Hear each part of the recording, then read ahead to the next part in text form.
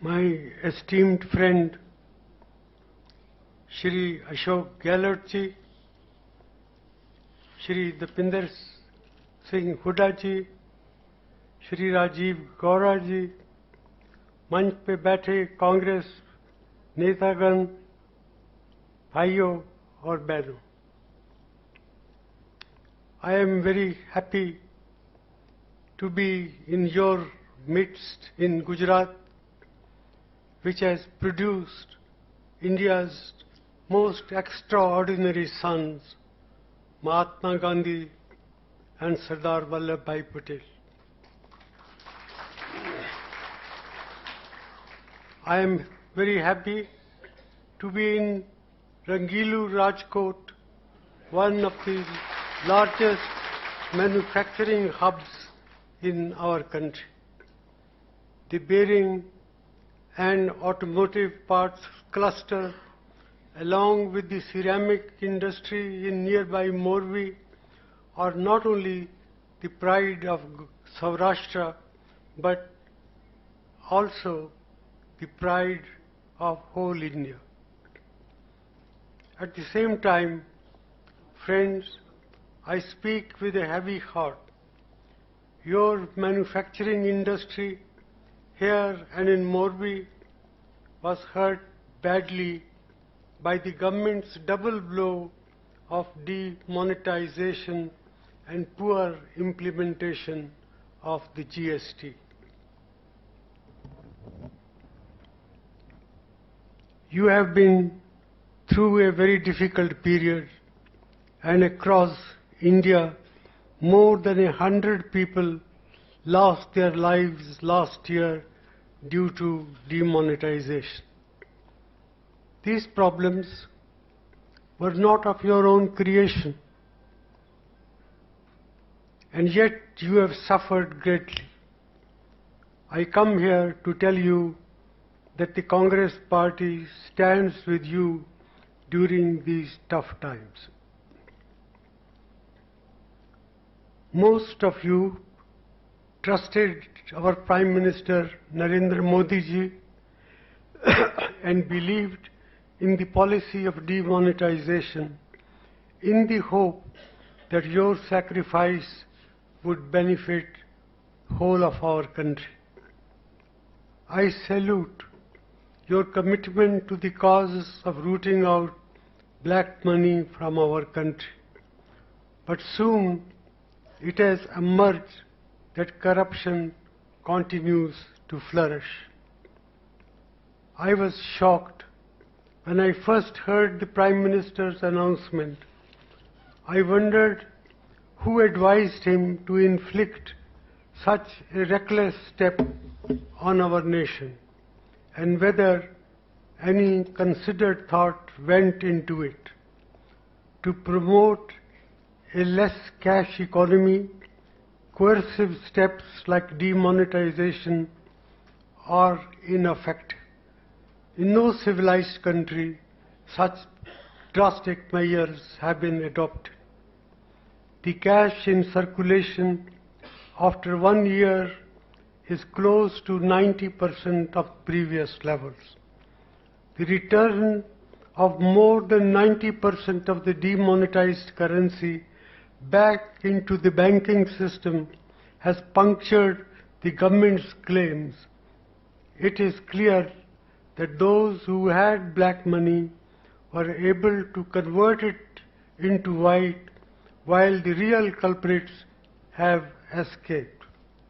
Moreover, the introduction of the rupees 2000 notes and the chaos that the country was plunged into for 50 days following November 8 proved that the demonetization was an uninformed and half-baked attack on black money.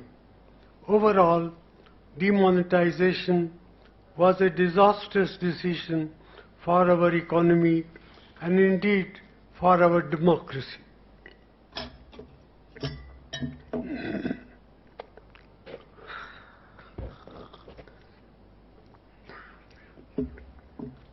The government likes to claim that demonetization was a bold decision. Let me tell you the difference between bold and disastrous decisions. Our beloved former Prime Minister Indira Ji took many bold decisions.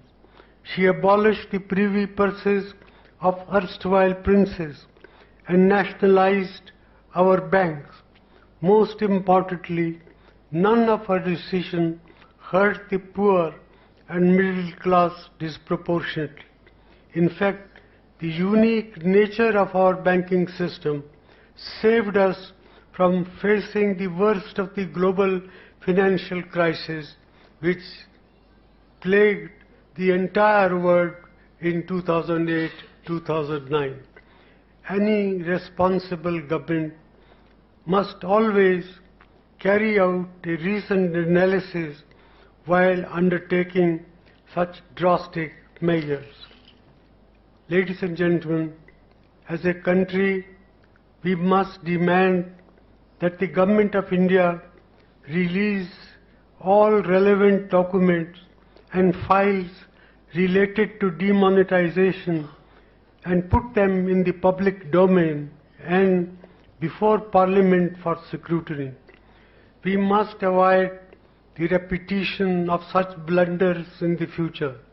India cannot afford such gross mistakes. Just as you were recovering from one blow, then came the GST. GST is a good idea, which the Congress initiated and supported, but the BJP government's version was poorly designed, badly implemented, and brought about in a tearing hurry with the misguided focus on headlines and drama. Nobody consulted the business and industry or tried to understand how their businesses work and what are their true needs. The Prime Minister is from Gujarat. He claims to understand Gujarat and the poor. He has even been elected from Rajkot in the past. How is it that he never foresaw the tremendous suffering his decisions will unleash on the industry in this important and valiant township of Rajkot? It is no wonder that Rajkot was amongst the first regions in India to protest against this injustice by the BJP government. After all, you draw inspirations from Mahatma Gandhi and Sardar Patel.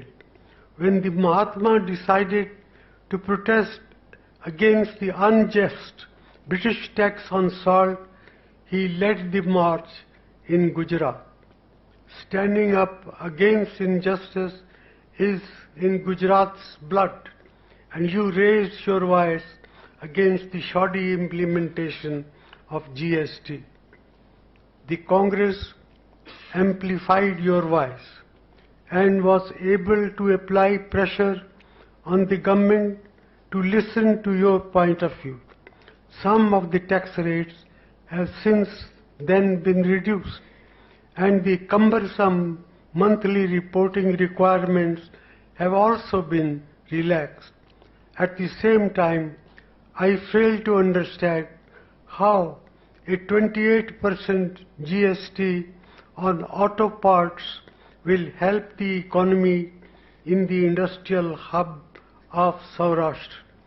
I am aware that many such problems still remain, and we are committed to getting them resolved as a responsible opposition. A Congress government will truly reflect the interests of 6.5 crore people of Gujarat in the GST Council. Ladies and gentlemen, your business is an intricate network of suppliers, manufacturers, and traders. Rajkot runs on trust and relationship built over many centuries. Without trust in each other, what will happen to industry in Rajkot?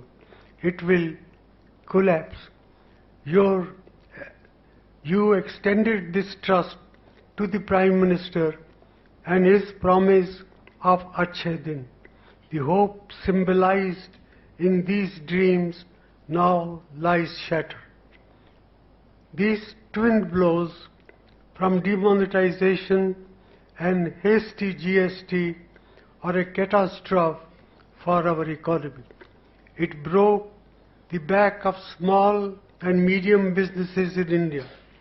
The supply chains and credit lines of our MSME sector and industrial clusters have been greatly affected adversely. Industry associations report that production and sales of industrial units in and around Rajkot had been hit by at least 20 to 30% in the past, if not more. You are aware of the damage done to industries in Surat, Vapi and Ankleshwar. The same story repeats itself in every industrial cluster around the country, from Morvi to Tirupur in Tamil Nadu, to Ludhiana in Punjab, to Barakpur in Bengal. All of them share your pain. We saw the impact of demonetization on the economy when the GDP growth dropped to 5.7% in the first quarter of 2017-18. Under the new calculations, even this is bound to be a gross underestimate, as the pain of the informal sector is not adequately captured in our GDP calculation. Every 1% loss of GDP annually costs our nation 1.5 lakh crores. Think of the human impact from this lost growth, the lost jobs, the youth whose opportunities have vanished, the businesses which had to shut down, and the entrepreneurs whose drive to succeed has turned into discouraged disappointment. Overall, while our domestic industry suffered, China is benefiting. In the first half of fiscal year 2016-17, India's imports from China stood at rupees 1.96 lakh crore. During the same period in fiscal 2017-18, imports from China increased to rupees 2.41 lakh crores. This unprecedented increase of imports by more than 45,000 crores, which is a 23% increase in a year, can be attributed largely to demonetization. Your industry now faces a threat from Chinese goods thanks to the BJP government's ill-considered policies. Thankfully, ladies and gentlemen, GDP growth in the July-September quarter of 2017-18 has registered a growth rate of 6.3%. I am relieved to see this, but it is too early to conclude that it represents a reversal of the declining trend observed in the previous 5 quarters. Many economists believe that the Central Statistical Organization, which released the GDP figures a few days ago, has not adequately captured the impact of demonetization and GST on the informal sector that accounts for about 30% of our aggregate economy. Experts have pointed out that there is still considerable uncertainty about the growth of GSP. The Reserve Bank forecasts that growth in 2017-18 will pick up to 6.7%. But even if growth reaches 6.1% in this fiscal year, Modi ji's 4-year rule will yield an average growth rate of only 7.1%. According to the new series, at a time when oil prices are low and there is no global financial crisis, we could do much better. But because of these twin blows, we are suffering loss quarter after quarter. This to equal the UPA's 10-year average growth rate, the economy will have to grow at 10.6% in the 5th year of Modi ji's rule. I would be happy if this were to happen, but quite frankly, I do not think it will. My friends, questions must be asked again and again on the soundness of policy and the lack of transparency in processes of governance. It saddens me to see that the government tries to run every important issue that affects the lives of crores of citizens into false binaries of black and white. The Congress Party has built India into a global economic powerhouse over the last 70 years. We want to ensure that the national interest is upheld and that the weaker sections of our society are protected. How does questioning the bullet train make someone anti-development? Is everyone who questions the outcome of demonetization or GST a tax evader? Does questioning the drop in GDP growth rate make one anti-national? This attitude of suspecting everyone to be a thief or an anti-national, the low-level rhetoric is damaging to the democratic discourse which we need and which we must have, and it has real consequences for how we relate to one another as citizens. Political leaders in our countries must learn to stick to the high road. I am reminded of an old saying of Abraham Lincoln to the effect, and I quote, "You can fool all people sometime and some people all the time, but you cannot fool all people for all the time."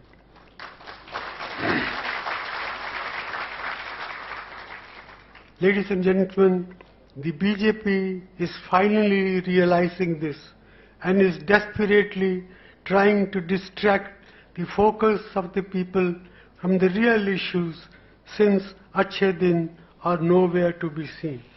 Gujaratis have seen through the lies, and the BJP's Gujarat model is being openly challenged in the streets of Gujarat. Every community and class, apart from a few top businessmen, are not raising or outraising their voice against the inequality and injustice of the Gujarat model, as operationalized by the BJP over the past 22 years. The recent agitations of the unemployed youth from across different sections of the Gujarat society is yet another indication of the deep dissatisfaction with the performance of successive BJP governments in Gujarat. Ladies and gentlemen, while Gujarat has progressed industrially and undoubtedly it has progressed, that has been mainly in capital-intensive industries that create very few jobs. The MSME sector here has grown through its own hard work and enterprise apart and enterprise rather than any significant support from the Gujarat government. When you look at what matters to people in many critical areas of human development, Gujarat has actually regressed in the past 22 years. On every social indicator, from infant mortality rate, maternal mortality rate, to female literacy, Gujarat has fallen behind the best performing states in our country, including Himachal, Karnataka, Kerala and Tamil Nadu. The BJP governments of Gujarat have let the quality of public education decline, and thus this has led to rampant privatization of education. This hurts every Gujarati family and makes it difficult for our sharp Gujarati youth to succeed in the tough job market. Ladies and gentlemen, more than 1/5 of the positions of doctors and paramedical staff are vacant. Medicines and functioning diagnostic instruments are scarce. Many schools do not have the required number of teachers. Most of the teachers are ad hoc and are paid a pittance. How can a society progress if its teachers are treated like bonded labor? I assure you, when you elect our Congress government, we will change all this. We will invest in the people of Gujarat by increasing the budget for health care and for education. We will provide scholarships for economically backward students from primary to PhD. We will reduce the fee burden on students and their parents by up to 80%. We will provide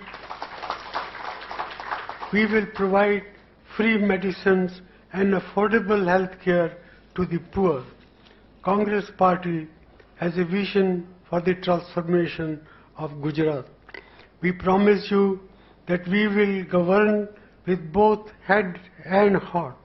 We have released a comprehensive People's Manifesto that was developed under the leadership of Shri Sam Pitroda and Shri Madhusudan Mistry after detailed consultations with every segment of society. Our broad thrust is towards creating jobs in the MSME sector through incentives, justice for farmers through right prices for their produce with adequate water and supply, electricity, affordable housing to the poor, and social security for every segment of society. We will come forward with creative solutions to meet the urgent employment needs of Gujarat's youth. We will work sincerely to pull Gujarat agriculture out of doldrums. We will provide incentives to the unorganized sectors to progressively enter the formal economy. We will restore the dignity of workers and teachers. Last year, rural Gujarat saw the highest inflation among 22 states. Prices of food items have been increasing at an unprecedented rate in Gujarat, but minimum wages in farm and non-farm sectors were lower than most of the states in India. This puts a huge burden on the common man in rural Gujarat. One of the many reasons for this is that the BJP government did not pass on the lower costs of international crude oil prices to the citizens of this state. When UPA was in power, when in our last year the average international price of crude oil was more than $140 per barrel. It came down drastically to $62 per barrel by January 2015. Instead of passing this benefit to the people and boosting the economy, the BJP government increased excise duty on diesel by rupees 14 and petrol by rupees 12 in the last 3 years, which is an increase of 380% on diesel and 120% on petrol. High petrol and diesel prices increase the input costs of production across sectors and lead to price rise. Though Gujarat is a power surplus state, the electricity tariffs are high. Investigations by the Directorate of Revenue Intelligence have revealed how distribution companies have been engaging in undesirable practices. The Congress Party has promised in its manifesto to reduce the petrol and diesel prices by up to rupees 10 per litre through reduction of state taxes and reduction in electricity rates by half. The minimum wage of labor will be increased with a thrust towards equal pay, equal work. Ladies and gentlemen, we will work sincerely for deepening our democracy through effective devolution of development to the panchayats and municipalities, and by empowering the common people in rural and urban areas to become full participants in the making of their lives. Gandhiji's dream of Swaraj must be achieved in Gujarat. Ladies and gentlemen, I am confident that the citizens of Gujarat will remain focused on real issues of Vikas and not to get distracted by attempts to divide them. The future of your sons and daughters is at stake. 22 years is a long time, and now the results are there for all of us to see. The Gujarat model of BJP has only benefited the top people of society. It is healthy in a democracy for governments to change after extended periods of power. It keeps the administration focused and checks complacency and arrogance. Therefore, the time has come for the intelligent and enterprising people of Gujarat to once again put their faith in the Congress Party, which will work together with 6.5 crore Gujaratis to bring back the days where Vikas meant bottom-up empowerment of the common people, like Amul, which benefited every section of the society and became India's pride. The Congress Party will govern Gujarat with the values of Mahatma Gandhi and Sardar Vallabhbhai Patel and fulfill their dreams. Congress Ave Che Nav Sarjan Bhave Che. Jai Hind, Jai Gujarat.